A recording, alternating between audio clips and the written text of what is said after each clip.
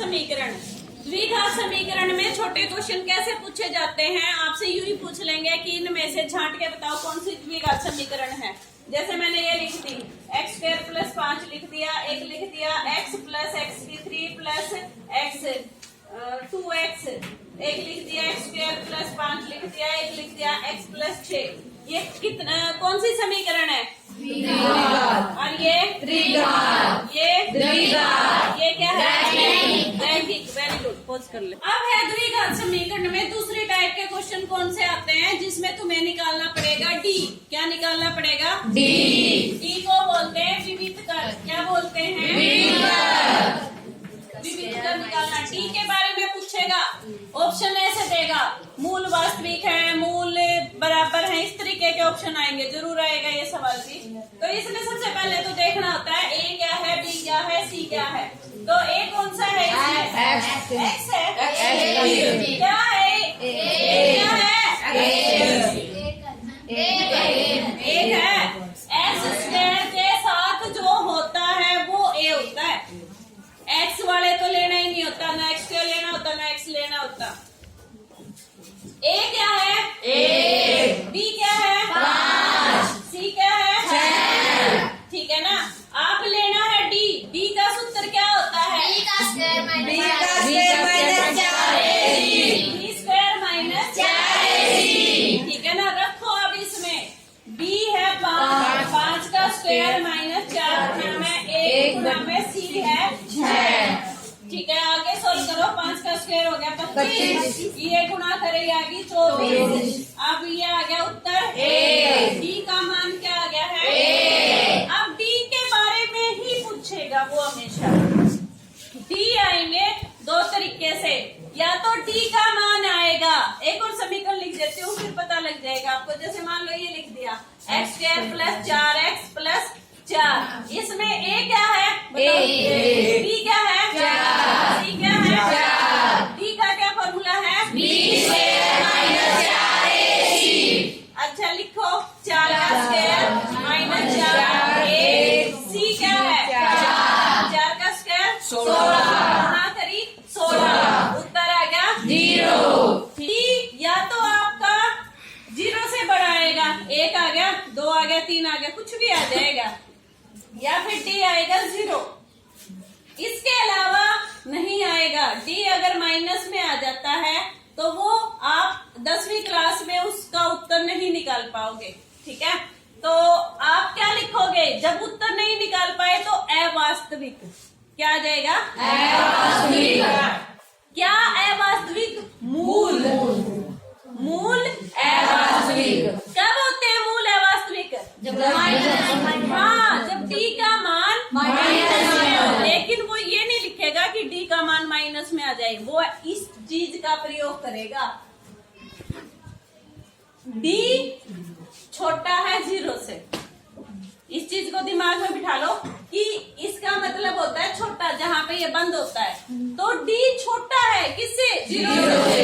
0 से छोटे का मतलब क्या हो गया? माइनस में। मूल क्या हो गए? अवास्तविक। अवास्तविक।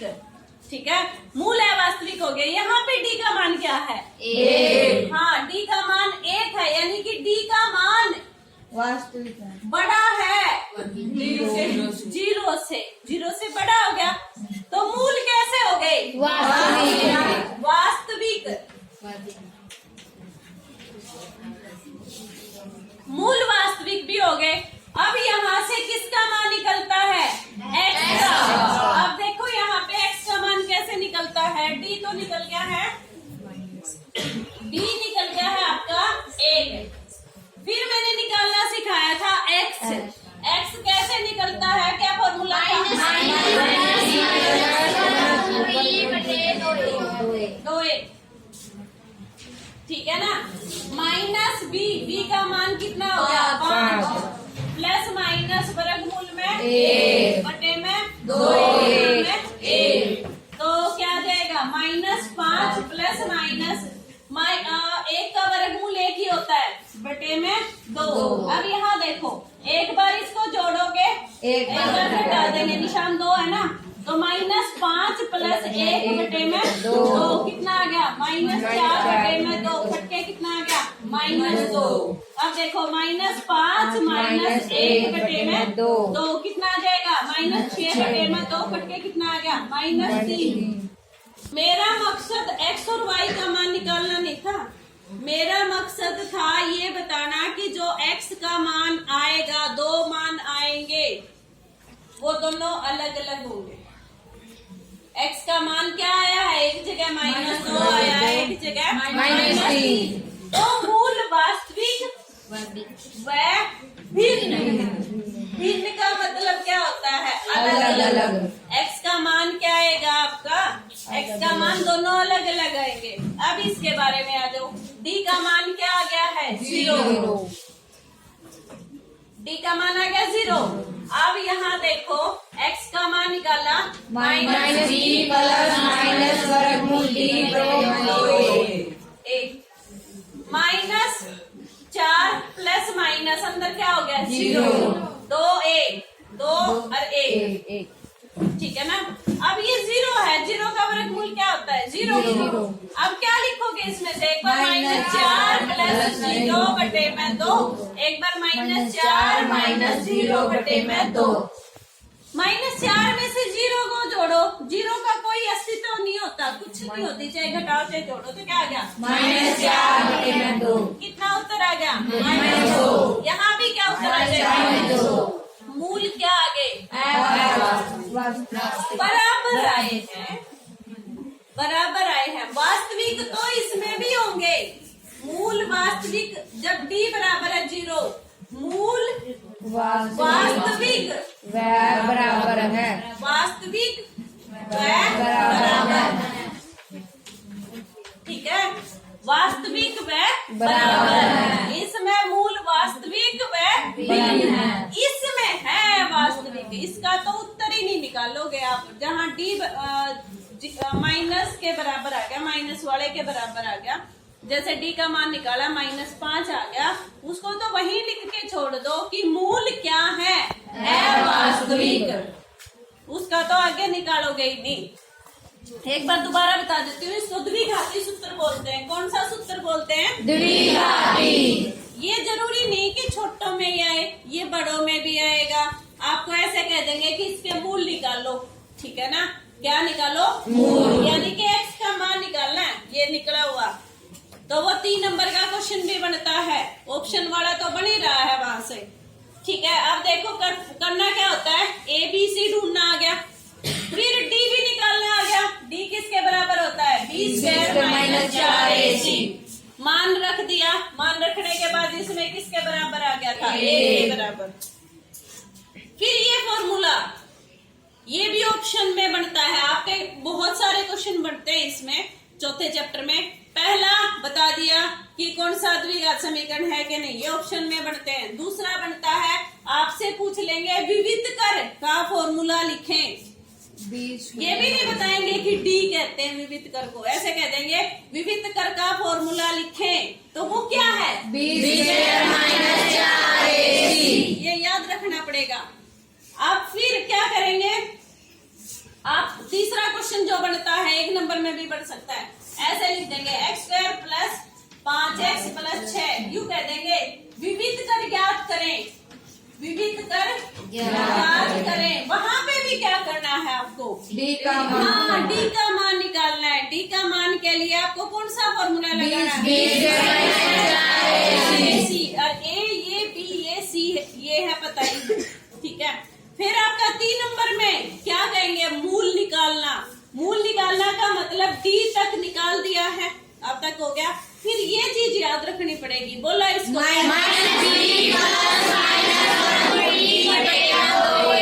ठीक है ना। d तो ये निकल गया है, d निकल गया, यहाँ पे रख दो।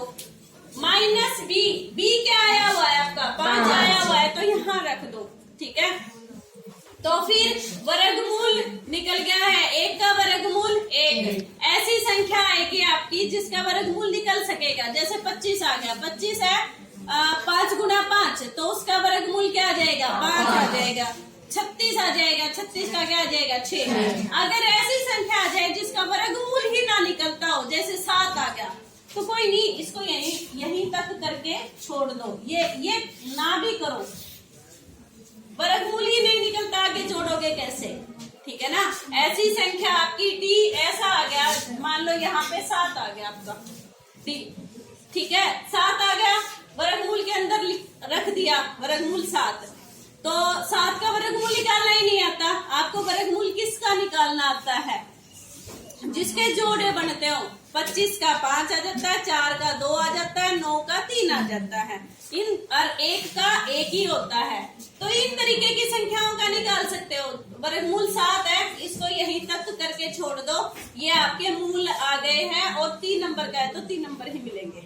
अब इस पे आ जाओ, ये भी वही चीज है, ठीक है, पोज कर दो। अगली है टाइप, इसी में इसमें आपको ऐसे क्या रखा है, मूल बराबर है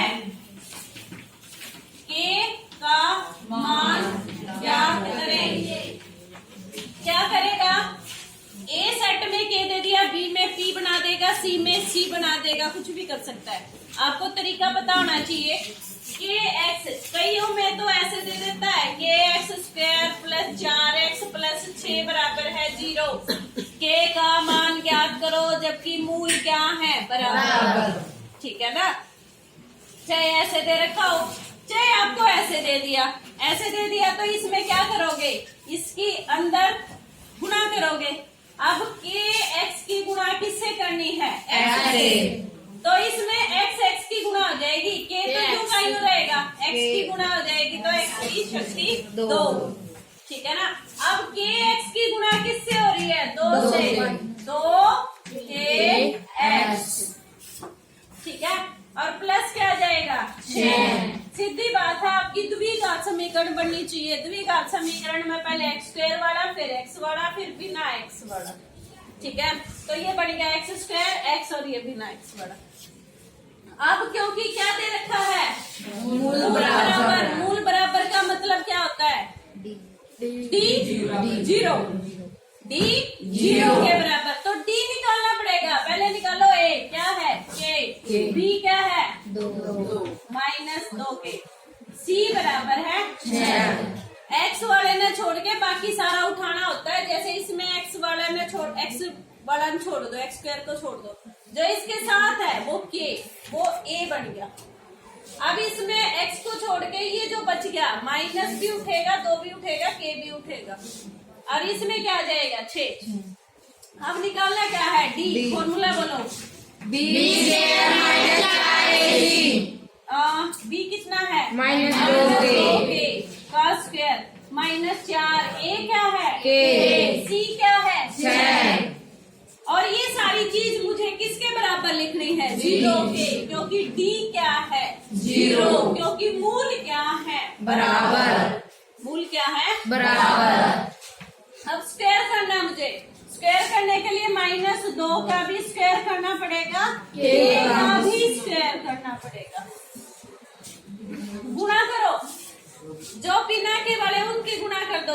4 और 6 की गुणा करी 24, और साथ में क्या लिख दिया मैंने? अब इसका करो, माइनस का स्क्वायर हमेशा क्या हो जाता है? प्लस हो जाता है, तो उत्तर क्या आ जाएगा? 4। -2 का स्क्वायर भी 4 आएगा, और 2 का स्क्वायर भी 4 आएगा। 4 के स्क्वायर -24 के किसके बराबर है? 0 के। अब इसको उधर ले जाओ, 0 प्लस 24 के बराबर है 4 के स्क्वायर। किसी भी नंबर में अगर 0 जुड़ जाती है तो वो वैसा ही रहता है। 0 का मैंने बताया कुछ नहीं मतलब होता है, तो ये क्या आ जाएगा? 24 के बराबर है 4 के स्क्वायर 2। अब इसको भाग में ले जाओ, तो 24 बटे में 4, ये के बच गया है, ये क्या आ जाएगा? के स्क्वायर 6 के बराबर है के की शक्ति 2। इस के को यहाँ भाग में ले जाओ, या फिर इस के स्क्वायर को लिखो। के स्क्वायर का मतलब क्या होता है? के गुणा के। के गुणा के होता है। एक के को भाग में ले जाओ, 6 के बटे में के, यहाँ पे क्या रह गया है के। इससे कट गया, कितना आ जाएगा? 6 6 बराबर है के।